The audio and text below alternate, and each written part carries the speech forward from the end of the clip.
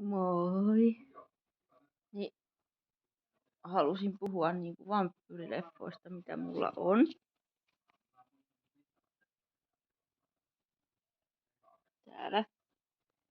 Siinä on ensimmäinen Twilight.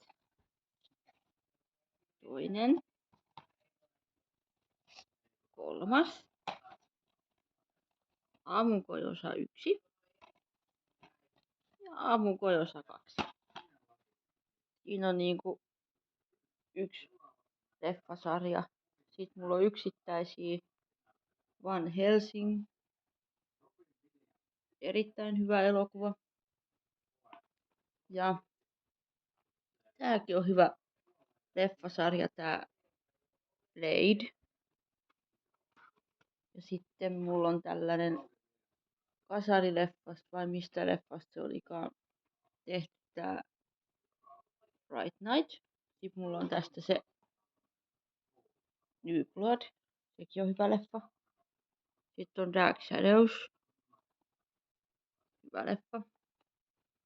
Sitten on Bram Stokerin Dracula. Hyvä leffa. Ja sitten on Dracula 2001. Mut kyllä mulla on niinku vampyyripäiväkirjat, True Blood.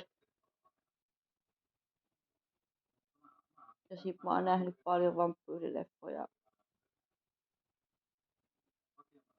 Kadotettujen kuningatar, verenvangit ja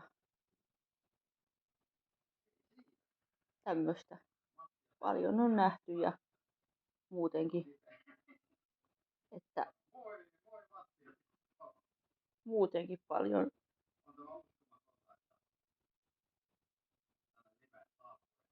vampyyrileffoja, mitä mun pitäisi ostaa itselleni, mitä mulla ei vielä ole. Niin nähdään sitten seuraavassa videossa. Moi!